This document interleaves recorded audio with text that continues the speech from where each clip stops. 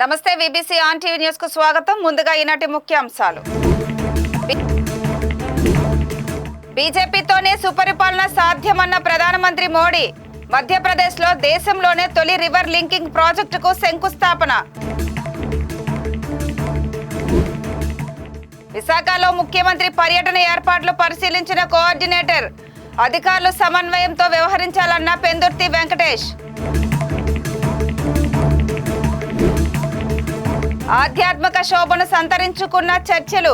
విశాఖలో ఆనందోత్సాహాలతో క్రిస్మస్ వేడుకలు. భారీ వర్షాలతో విజయనగరం జిల్లా రిజర్వాయర్లకు జలకళ. లోతట్టు ప్రాంతాల ప్రజలు అప్రమత్తంగా ఉండాలన్న అధికారులు. బీజేపీ పాలిత రాష్ట్రాల్లో సుపరిపాలన అందిస్తున్నామని, ప్రజల సంక్షేమం కోసం అంకిత భావంతో పనిచేస్తున్నామని ప్రధానమంత్రి నరేంద్ర మోడీ అన్నారు. మధ్యప్రదేశ్ లోని ఖజురాహోలో దేశంలోనే మొట్టమొదట ప్రతిష్టాత్మక బహుళార్థ సాధక can Betwa national river linking ప్రాజెక్టుకు శంకుస్థాపన చేసి అనంతరం అక్కడ జరిగిన బహిరంగ సభలో పాల్గొన్నారు. मॉडल में प्रवाहित करते हुए और देवी सजनों केन बेतवा लिंक राष्ट्रीय परियोजना का शिलान्यास. ఈ సందర్భంగా ప్రధాని మాట్లాడుతూ సుపరిపాలన అనేది బీజేపీకి ఒకరోజు కార్యక్రమం కాదని పేర్కొన్నారు. సుపరిపాలన బీజేపీ ప్రభుత్వానికి ప్రతీక అని అన్నారు. మధ్యప్రదేశ్ లో బీజేపీ ప్రభుత్వం ఏర్పడిన ఈ సంవత్సర కాలంలో అనేక అభివృద్ధి కార్యక్రమాలు జరిగాయన్నారు. దేశంలోని మొట్టమొదట ఓంకారేశ్వర ఫ్లోటింగ్ సోలార్ ప్రాజెక్టును కూడా ప్రధాని ప్రారంభించి 1100కు పైగా అటల్ గ్రామ్ సుశాసన్ భవన్ల భూమి పూజను నిర్వహించారు. అటల్ బిహారీ వాజ్పేయి స్మారకార్థం ఒక స్టాంపును, నాణాన్ని ప్రధాని మోడీ విడుదల చేశారు. साथियों, हमारे लिए सुशासन दिवस सिर्फ एक दिन का कार्यक्रम भर नहीं है. गुड गवर्नेंस, सुशासन भाजपा सरकारों की पहचान है. देश की जनता ने लगातार तीसरी बार केंद्र में भाजपा की सरकार बनाई. मध्य प्रदेश में आप सभी लगातार भाजपा को चुन रहे हैं. इसके पीछे सुशासन का भरोसा ही सबसे प्रबल है. और मैं तो जो विद्वान लोग हैं, जो लिखा पट्टी एनालिसिस करने में माहिर है, ऐसे देश के गणमान्य लोगों से आग्रह करूंगा कि जब आजादी के 75 साल हो चुके हैं तो एक बार इवैल्यूएशन किया जाए. एक 100-200 विकास के, जनहित के, गुड गवर्नेंस के पैरामीटर निकाले जाएं और फिर जरा हिसाब लगाएं कि कांग्रेस सरकारें जहां होती हैं वहां क्या काम होता है, क्या परिणाम होता है. जहां लेफ्ट वालों ने सरकार चलाई, कम्युनिस्टों ने सरकार चलाई, वहां क्या हुआ. जहां परिवारवादी पार्टियों ने सरकार चलाई, वहां क्या हुआ. जहां मिलीजुली सरकारें चली, वहां क्या हुआ. और जहां जहां भाजपा को सरकार चलाने का मौका मिला, वहां क्या हुआ. मैं दावे से कहता हूं. వచ్చే నెల 4వ తేదీన విశాఖలో జరిగే నావికాదళ విన్యాసాల్లో పాల్గొనేందుకు ముఖ్యమంత్రి వస్తున్న నేపథ్యంలో ఏర్పాట్లను సమన్వయకర్త పెందుర్తి వెంకటేష్ పరిశీలించారు. Vishwapriya function hall RK beach కు ఎదురుగా ఏర్పాట్లు చేస్తున్న ప్రధాన వేదికను ఆయన joint collector K Mayur Ashok, GVMC commissioner P Sampath Kumar, navy commander Happy Mohan ఇతర అధికారులతో కలిసి పరిశీలించారు. ముఖ్యమంత్రి సభాస్థలికి చేరుకునే సమయం నుండి తిరుగు ప్రయాణమయ్యే వరకు షెడ్యూల్ వివరాలను వెల్లడించి ఆ మేరకు ఏర్పాట్లు పూర్తి చేయాలని అధికారులకు సూచించారు. అధికారులంతా సమన్వయంతో వ్యవహరించాలన్నారు. క్షేత్రస్థాయి పరిస్థితులను జిల్లా అధికార యంత్రాంగం తరపు నుంచి చేపట్టే చర్యలను joint collector, GVMC commissioner, navy commander సమన్వయకర్తకు వివరించారు. ఈ కార్యక్రమంలో వివిధ విభాగాల జిల్లా స్థాయి అధికారులు, పోలీసు అధికారులు పాల్గొన్నారు.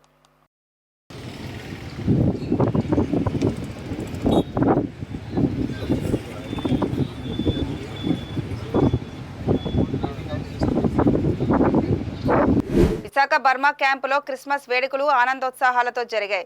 అర్ధరాత్రి నుంచే చర్చిలకు క్రైస్తవులు పెద్ద సంఖ్యలో తరలివచ్చి ప్రార్థనలు నిర్వహించారు. చిన్నారులు సైతం ఉత్సాహంగా పాల్గొన్నారు. ప్రార్థనల అనంతరం యువతీ యువకులు ఆలపించిన ఆధ్యాత్మిక సంగీత విభావరి అలరించింది. బర్మా క్యాంప్ అగాపే సంపూర్ణ సువార్త సంఘం దైవజనులు సైమన్ నేతృత్వంలో జరిగిన కార్యక్రమంలో భక్తులు పాల్గొన్నారు. కాగా ఈ నెల 22 నుండి 24 వరకు క్రిస్మస్ కెరల్స్, 25వ తేదీన క్రిస్మస్ ఆరాధన వైభవ్ కళ్యాణ మండపంలో జరిగాయి.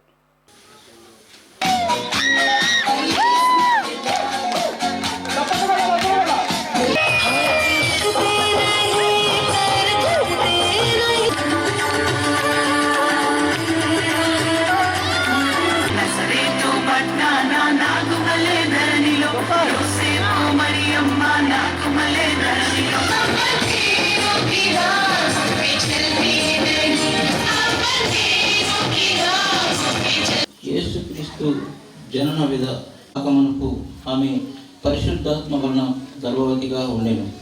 ఎడతెరిపి లేని వర్షాలతో విజయనగరం జిల్లాలోని జలాశయాలు జలకలను సంతరించుకున్నాయి. జిల్లాలోని దాదాపు అన్ని జలాశయాలు నిండు కుండలను తలపిస్తున్నాయి. తాటిపూడి రిజర్వాయర్లోని పూర్తి నీటి మట్టం క్రమేపీ పెరుగుతూ పూర్తి స్థాయికి సమీపిస్తోంది.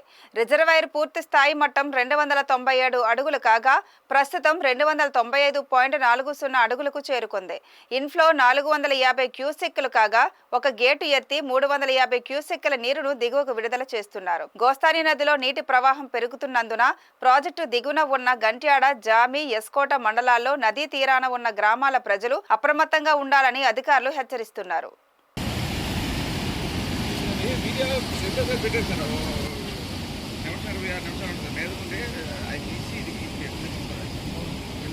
తిరుపతి జిల్లాలో క్రిస్మస్ వేడుకలను క్రైస్తవులు ఘనంగా జరుపుకున్నారు. ఉదయం జిల్లా వ్యాప్తంగా ఉన్న చర్చిల వద్ద పెద్ద సంఖ్యలో క్రైస్తవులు గుమిగూడి ప్రత్యేక ప్రార్థనలు నిర్వహించారు.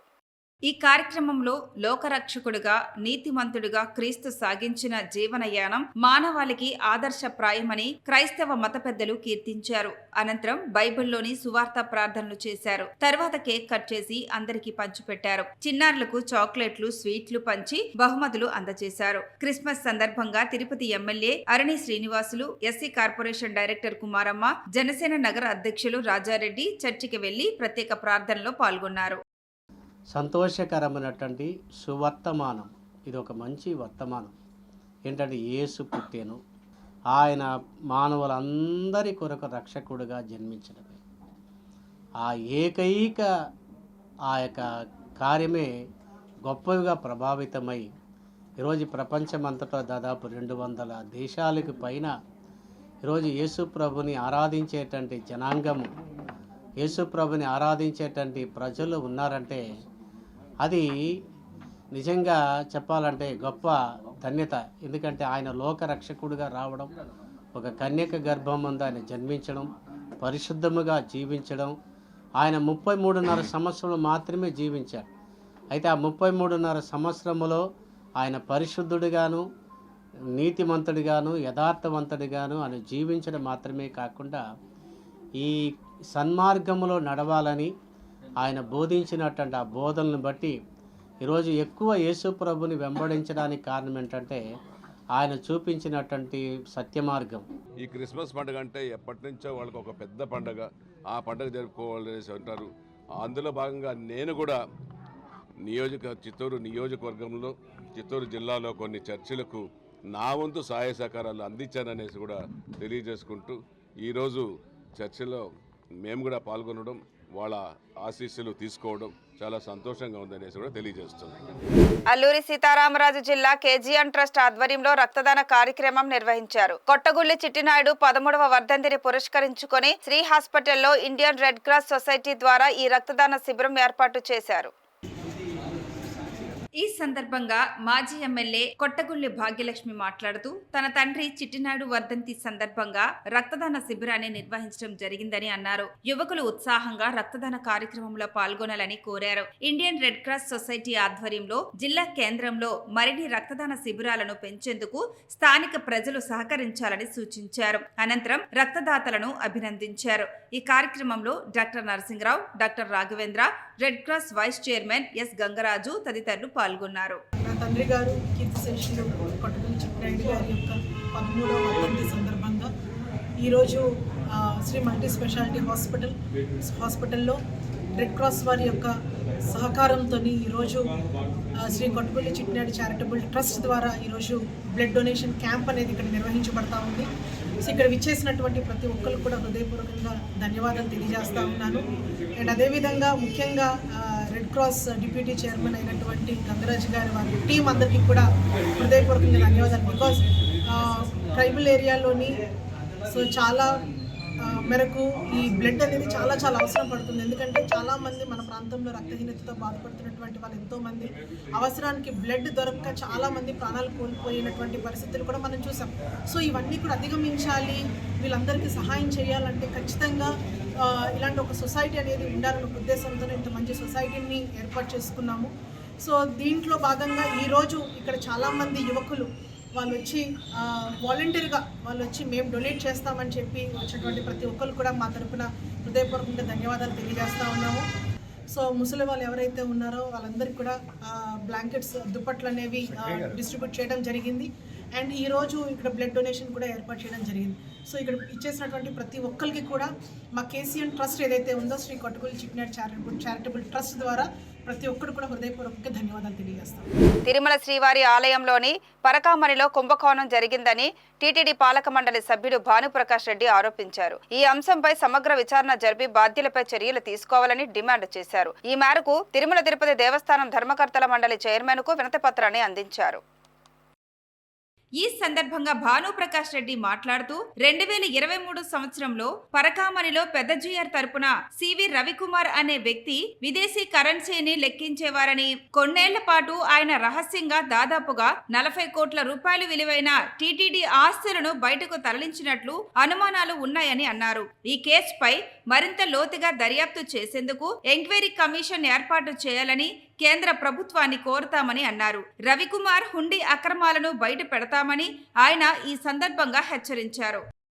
గత ప్రభుత్వాన్ని, జగన్మోహన్ రెడ్డిని ప్రశ్నిస్తున్నా, నీకు ఏ అధికారం ఉందని, ఏ హోదాతో నీ మనుషులు తిరుమల తిరుపతి దేవస్థానాల్లో సాక్షాత్తు శ్రీవారు భక్తులు సమర్పించినటువంటి కానుకలు, హుండీలో సమర్పించినటువంటి కానుకల్ని పరకామణి ద్వారా లెక్కించే ప్రక్రియ తిరుమలలో గత కొన్ని సంవత్సరాలుగా కొనసాగుతూ ఉంది. అలాంటి పరకామణిలో రవి అనే వ్యక్తి గత కొన్ని సంవత్సరాలుగా అక్రమాలకు పాల్పడుతూ విలువైన వస్తువులతో పాటు డాలర్లని, పౌండ్స్ని, విదేశీ కరెన్సీల్ని దొంగలిస్తూ బయటికి తీసుకొని వస్తున్నటువంటి సందర్భంలో 2023లో 4వ నెల అప్పుడున్నటువంటి టీటీడీ విజిలెన్స్ అధికారులు రవికుమార్ని రెడ్ హ్యాండెడ్గా పట్టుకోవడం జరిగింది. పట్టుకున్న తర్వాత దాని మీద పూర్తి స్థాయిలో విచారణ జరిపి ఎక్కడెక్కడ తప్పు జరిగింది, ఈయనతో పాటు ఇంకా ఎవరైనా ఉన్నారా, ఎందుకంటే ఒక వ్యక్తే ఇంత భారీ ఎత్తున టీటీడీ పరకామణిలో దొంగతనం చేసే అవకాశం లేదు. ఎందుకంటే సీసీ కెమెరాలు ఉంటాయి, విజిలెన్స్ అధికారులు ఉంటారు, పూర్తి నిఘా ఉంటుంది. అక్కడ తిరుమల తిరుపతి దేవస్థానం సంబంధించిన అధికారులు పరకామణిలో అబ్జర్వేషన్ ఉంటుంది. ఇంత పగడ్బందీ వ్యవస్థ జరుగుతున్నప్పటికీ ఇంత భారీ ఎత్తులో ఏ విధంగా ఒక వ్యక్తి టీటీడీ లాంటి దేవస్థానం నుంచి, పరకామణి నుంచి ఇంత భారీ ఎత్తున దొంగతనం చేశాడో మాకైతే అర్థం కావట్లేదు. ఎవ్వరు తప్పించుకునే పరిస్థితి లేదు. అందరి మీద కఠినమైన చర్యలు ఉంటాయి. అందరూ జైలుకి పోతారు. విశాఖ నగరంలో క్రిస్మస్ వేడుకలు వివిధ ప్రాంతాల్లో ఘనంగా జరిగాయి. ప్రజాపిత బ్రహ్మకుమారి ఈశ్వరీయ విశ్వవిద్యాలయం ఆధ్వర్యంలో జరిగిన వేడుకల్లో బ్రహ్మకుమారి రామేశ్వరి సోదరి స్వర్ణలత పాల్గొన్నారు. ఆమె పలువురు బ్రహ్మకుమారి సోదరులతో కలిసి నగరంలోని పలు చర్చిలను సందర్శించి వేడుకల్లో పాల్గొని శుభాకాంక్షలు తెలియజేశారు. మానవ సృష్టి కల్పవృక్షానికి సీడ్ ఇస్ ద గాడ్ అనమాట. మనం అందరం భగవంతుడి సంతానమని ఆ సద్భావం తెలుసుకుని క్రిస్మస్ రోజున మిమ్మల్ని గౌరవిద్దామని వచ్చాము. రోడ్డు ప్రమాదాల నివారణకు ద్విచక్ర వాహనాలపై వెళ్లేవారు తప్పనిసరిగా హెల్మెట్ ధరించాలనే అంశంపై ప్రజలకు అవగాహన కల్పించేందుకు జగ్గంపేట పోలీసులు ర్యాలీ నిర్వహించారు. జగ్గంపేట సిఐ శ్రీనివాస్ ఆధ్వర్యంలో జగ్గంపేట సర్కిల్ పరిధిలోని గండేపల్లి, జగ్గంపేట ఎస్ఐలు, ఇతర పోలీస్ సిబ్బంది, మహిళా పోలీసులతో కలిసి హెల్మెట్ ధరించి బైకులపై ర్యాలీ చేశారు. తొలుత జగ్గంపేట పోలీస్ స్టేషన్ నుండి హైవే మీదుగా రామవరం జంక్షన్ వెళ్లి మరలా హైవే బ్రిడ్జి మీదుగా జడ్ రాగంపేట వరకు ర్యాలీ చేపట్టారు. ఈ ర్యాలీలో హెల్మెట్ ధరిద్దాం, రోడ్డు ప్రమాదాల ప్రమాదాలలో మరణాల సంఖ్య తగ్గిద్దామంటూ నినాదాలు చేశారు.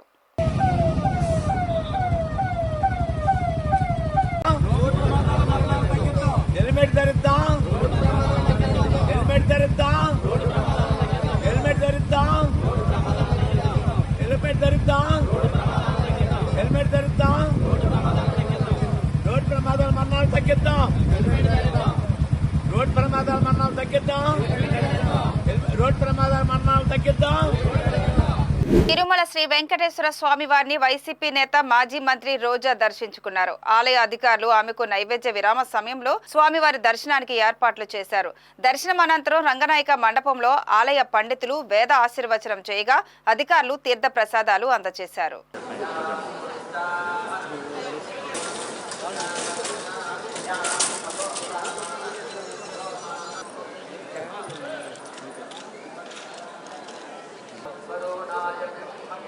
ఎవరో ఒకరా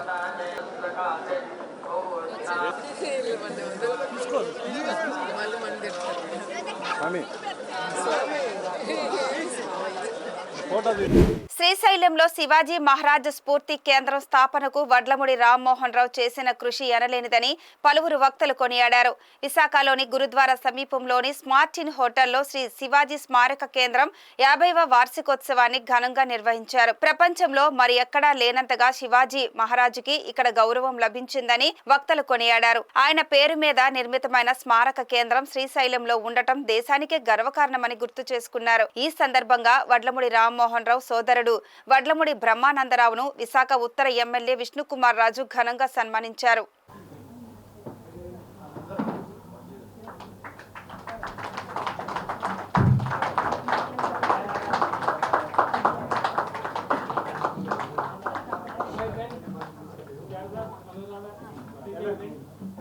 ఈ సందర్భంగా విష్ణుకుమార్ రాజు మాట్లాడుతూ శివాజీ మహారాజ్ 50వ వార్షికోత్సవం విశాఖ ఉత్తర నియోజకవర్గంలో నిర్వహించుకోవడం ఎంతో ఆనందంగా ఉందన్నారు. రామ్మోహన్ రావును స్ఫూర్తిగా తీసుకొని దేశ హితం కోసం అందరూ పనిచేయాలని పిలుపునిచ్చారు. శివాజీ మహారాజ్, స్వామి వివేకానంద వంటి మహనీయుల గాథలు వింటేనే ఎంతో స్ఫూర్తి కలుగుతుందన్నారు. శివాజీ మహారాజ్ స్ఫూర్తి కేంద్రం 50వ వార్షికోత్సవం శ్రీశైలంలో జరుపుకోవడం బదులు ఇక్కడ నార్త్ నియోజకవర్గంలో విశాఖపట్నంలో జరుపుకోవడం అనేది మాకు చాలా చాలా ఆనందదాయకం. ఎవరి పేరు చెప్తే మనసు ఉత్సాహంతో పులకిస్తుందో అటువంటి శివాజీ మహారాజ్ని ఈరోజు నిజంగా ఎంతో దూరం నుంచి వచ్చి ఆ స్ఫూర్తి కేంద్రం నిర్మాణం గురించి చేసిన గొప్ప వ్యక్తి మన ముందు లేకపోయినప్పటికీ కూడా వారు కుటుంబ సభ్యులు ఇక్కడ ఉన్నందుకు వారిని గౌరవించుకోవడానికి మనమందరం ఇక్కడికి రావటం జరిగింది. చాలా చాలా సంతోషదాయకం. శివాజీ మహారాజ్ ఒకటి, తర్వాత స్వామి వివేకానంద, ఈ రెండు పేర్లు చెబితే ప్రతి ఒక్క భారతీయుడు గర్వంతో, ముందుగా హిందువులు గర్వంతో మనసు ఉప్పొంగే పరిస్థితి ఉంటుంది. అట్లాగే ఇందాక మాటల్లో చెప్పారు, వాజ్పేయి గారి గురించి కూడా విజయసారథి గారు పెద్దలు చెప్పడం జరిగింది. అది రేపు వాజ్పేయి గారు పుట్టినరోజు 25 డిసెంబర్ 1924, అంటే 100 సంవత్సరాలు కార్యక్రమం రేపు మేము చేసుకోబోతున్నాం. ఈరోజు 50 సంవత్సరాల శివాజీ మహారాజ్ వారి 50 వార్షికోత్సవం, అంటే స్ఫూర్తిదాయకమైన పని కూడా మీరు ఇక్కడ చేస్తున్నందుకు మరి ఒకసారి ఈ పెద్దలందరికీ కూడా ధన్యవాదములు. Shri Shivaji memorial committee secretary Raghuramayya మాట్లాడుతూ 1973 నుంచి రామ్మోహన్ రావుతో కలిసి నడిచామని చెప్పారు. శివాజీ ఆత్మార్పణ చేసుకోబోతే భవానీ మాత ప్రత్యక్షమై కార్యాచరణ ఉద్బోధ చేసిన ఘటన శ్రీశైలంలోనే జరిగిందన్నారు. అక్కడ ఉత్తర ద్వారం శివాజీ పేరు మీదే ప్రాచుర్యంలోకి వచ్చిందని పేర్కొన్నారు. 14 అడుగుల ఎత్తు విగ్రహము, సింహాసనం మీద కూర్చొనున్నటువంటి విగ్రహము, ఇది భారతదేశంలో మొదటిది, ఇంకెక్కడా లేదు. It is one and one of nature. దాన్ని తయారు చేశారు. దాన్ని అనేక మంది సంఘ పెద్దలు చూసి దానికి కావాల్సిన సవరణలు అన్నీ చేసి ఇప్పుడు మాన్య సూర్యనారాయణరావు గారు వారు కూడా విజిట్ చేశారు. అనేక మంది చూశారు.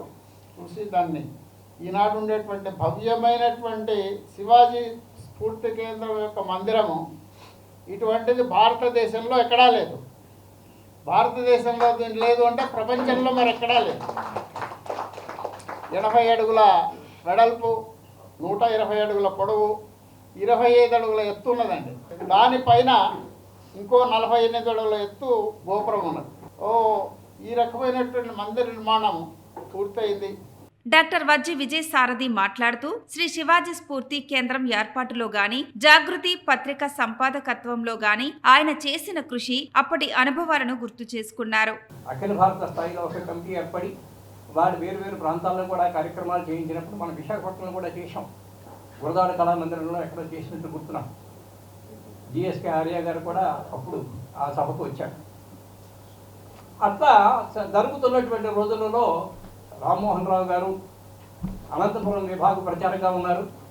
శ్రీశైలంలో శివాజీ తపస్సు చేసి ధ్యానం చేసి భవానీ భ్రమరాంబ ఆశీస్సులు పొందాడు, భ్రమరాంబ నుంచి ఒక ఖడ్గం పొందాడు అనేటువంటి ఐతిహ్యాన్ని అదంతా గుర్తించారు. కాబట్టి అక్కడ ఒక స్మారక మందిరం నిర్మాణం చేస్తే బాగుంటుందనేటువంటి ఆలోచన వచ్చింది. మోరంపంత వెంకట గారితో సంప్రదించారు. వారు కూడా ప్రోత్సాహం అందించారు. ఆ ప్రకారంగా 74లో కమిటీ ఏర్పడి ఓడుదుడుకులు ఇవన్నీ తట్టుకుని మొత్తం మీద భవ్యమైనటువంటి మందిరాన్ని నిర్మాణం చేశారు. తన కుమారుడి వైద్యం కోసమైన మొత్తం ఖర్చును జూనియర్ ఎన్టీఆర్ చెల్లించారని తిరుపతికి చెందిన వీరాభిమాని కౌశిక్ తల్లి చెప్పారు. తన కుమారుడికి క్యాన్సర్ చికిత్స కోసం అయ్యే ఖర్చును ఇస్తామని ఆయన మాట ఇచ్చారని, ఇచ్చిన మాటకు కట్టుబడి ఆ మొత్తాన్ని అందజేశారని ఆమె వివరించారు. తన వీడియో సందేశాన్ని చూసి ఎన్టీఆర్ స్వయంగా ఫోన్ చేశారని చెప్పి ఆమె భావోద్వేగానికి గురయ్యారు. ఎన్టీఆర్ టీం ఆసుపత్రికి చేరుకొని బిల్లు మొత్తం చెల్లించిందని పేర్కొంటూ ఆమె జూనియర్ ఎన్టీఆర్ కు ధన్యవాదాలు తెలియజేశారు. నమస్కారం సార్. నేను ప్రెస్ మీట్ పెట్టిన తర్వాత ఎన్టీఆర్ సార్ వాళ్ళు కాల్ చేసి ఏమైందమ్మా, ఏంటి ప్రెస్ లో వచ్చావు అని చెప్తే, ఇలా అయింది సార్ అంటే మీరు నాతో ఒకసారి మాట్లాడిండొచ్చు కదా అని చెప్పేసి అలా చెప్పారు సార్. సో అప్పుడే ఫోన్ చేశారు, నేను వస్తున్నానమ్మా మీకు డిశ్చార్జ్ చేపిస్తాను అని చెప్పేసి నిన్న నాకు 12 o'clock కాల్ చేశారు సార్. కాల్ చేసి నేను చేస్తానని చెప్పేసి నైటే వచ్చారు ఎన్టీఆర్ సార్ టీం వాళ్ళు. వచ్చి నైట్ 11 o'clock నుంచి 2 o'clock వరకు ఉండి ఆ అబ్బాయి గురించి మొత్తం డీటెయిల్స్ అంతా కనుక్కొని సరే అమ్మా మేము ఇవన్నీ డిశ్చార్జ్ చేయాలి సార్, ఇలా ఉంది సిచ్యువేషన్ అని ఎక్స్ప్లెయిన్ చేశారు. చేసిన తర్వాత మళ్ళీ ఏం జరిగిందంటే, మేము మార్నింగ్ వచ్చి ఆ అబ్బాయికి డిశ్చార్జ్ చేపిస్తాము అని చెప్పారు సార్. మళ్ళీ మార్నింగ్ వచ్చి ఆ మేడం వాళ్ళతో నిన్న 20 lakhs పే చేయమని చెప్పారు కదా. మళ్ళీ ఎన్టీఆర్ సార్ టీం వాళ్ళు వచ్చేసి వాళ్ళందరితో మాట్లాడి 20 lakhs నుంచి 8 lakhs వరకు డిస్కౌంట్ చేసి 12 lakhs ఎన్టీఆర్ సార్ వాళ్ళు పే చేసేసి డిశ్చార్జ్ ఇచ్చారు సార్. మా అబ్బాయి కండిషన్ ఇప్పుడు 80% బాగుంది, 20% ఇప్పుడు ఇన్ఫెక్షన్స్ అట్లా ఇట్లా వచ్చాయన్నమాట. అందుకని చెప్పి సార్ చాలా థ్యాంక్స్ సార్. నేను ఎన్టీఆర్ సార్, నేను ఎప్పుడు మిమ్మల్ని తప్పుగా మాట్లాడలేదు సార్. నేను వాళ్ళని అడిగే క్వశ్చన్స్ కి నేను ఆన్సర్ చేశాను అంతేగాని మా ఫ్యామిలీ మొత్తము ఎన్టీఆర్ ఫ్యాన్స్ సార్. మేము ఎప్పుడు మీ గురించి ఎప్పుడు తప్పుగా మాట్లాడడం కానీ అలా ఏం చేయలేదు సార్. వాళ్ళు అడిగిన దానికే నేను సమాధానం చెప్పాను అంతేగాని ఇంకేం లేదు సార్. మా ఇంట్లో వాళ్ళందరూ మీరు మాట్లాడే స్పీచ్ విని మేమందరము ఒక పిల్లాడంటే ఇలా ఉండాలి అని మా అవ్వ వాళ్ళు అందరూ అలా అనుకుంటారు సార్. మేము కానీ ఇలా మీరు మాట్లాడుతుంటే అలాగే టీవీ ముందర కూర్చొని చూస్తూ ఉంటాం సార్. Thank you sir. మా అబ్బాయికి డిశ్చార్జ్ చేసి మీ అందరి సపోర్ట్ వల్ల డిశ్చార్జ్ అవుతుంది. ఆ అబ్బాయి ఆరోగ్యం బాగుండాలని మనస్ఫూర్తిగా మీరు ఆ రోజు వీడియో కాల్లో కోరుకున్నారు, అదే విధంగా జరిగింది సార్. చాలా చాలా థ్యాంక్స్ సార్. ఎన్టీఆర్ ఫ్యాన్స్ వాళ్ళు చాలా ఇబ్బంది పడినట్టున్నారు, నా మాటల వల్ల మీరు ఫీల్ అయినట్టున్నారు. ఎన్టీఆర్ ఫ్యాన్స్ వాళ్ళకి కానీ చెప్తున్నాను సార్, నేను ఎప్పుడు ఎన్టీఆర్ సార్ వాళ్ళ గురించి నేను ఎప్పుడు ఎక్కడ తప్పుగా మాట్లాడలేదు. మీరు మిస్అండర్స్టాండింగ్ చేసుకున్నారేమో, రియలీ మీరు అలా అనుకోవద్దండి అని నేను చెప్తున్నాను సార్. నిజంగా నేను ఎప్పుడు అలా అనుకోలేదు సార్. సార్ గురించి నేను ఎక్కడ తప్పుగా చెప్పలేదు సార్. మీరు అర్థం చేసుకుంటారని నేను మనసారా కోరుకుంటున్నాను సార్. ఇది ఒక్కటి అర్థం చేసుకోండి సార్. ఆ అబ్బాయి హెల్త్ బాగుండాలని మీరు అందరూ కోరుకున్నారు కాబట్టి అందుకే ఈ అబ్బాయి ఇంతవరకు హెల్త్ బాగున్నాడు సార్. ఇప్పుడు డిశ్చార్జ్ చేసుకుని ఇంటికి వెళ్తున్నాం సార్. ప్రతి నెల గ్రామంలో సమావేశాలు పెట్టుకొని చిన్న మహిళా సంఘాలను బలోపేతం చేయాలని గ్రామ సంఘం లీడర్లను ఉద్దేశించి అసిస్టెంట్ ప్రాజెక్టు మేనేజర్ కృష్ణకుమారి అన్నారు. కపిలేశ్వరపురం గ్రామం మండల మహిళా సమైక్య కార్యాలయంలో జనరల్ బాడీ సమావేశం జరిగింది.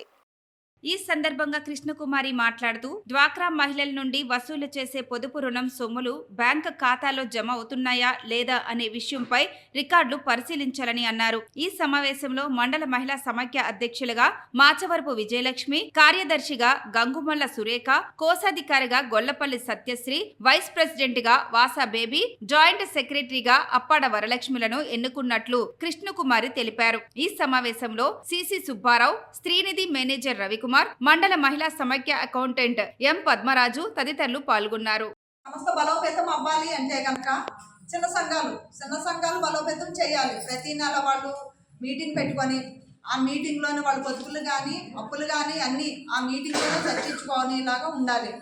ఈ మీటింగ్లో వసలేని అమౌంట్ శ్రీనిధి కానీ ఉన్నతి అమౌంట్ కానీ లేకపోతే మీకు ఇచ్చిన బ్యాంక్ లింకేజ్ కానీ పొదుపులు కానీ మీకు వసలేని అమౌంట్ని తర్వాత మీటింగ్లో మళ్ళీ తర్వాత నెల మీరు మీటింగ్ పెట్టుకున్నప్పుడు ముందు నెల పుస్తకాల్లో మీరు ఏమైతే రాసుకున్నారో దాని ప్రకారంగా జరిగిందా లేదా అని ఒకసారి చదివి అది మీరు అనలైజ్ చేసుకొని ఆ అమౌంట్లు ఏ అకౌంట్కి అంతంత కట్టారు అనేది కూడా ఒకసారి మీరు చూసుకోవాలి చిన్న సంఘం మీటింగ్లో.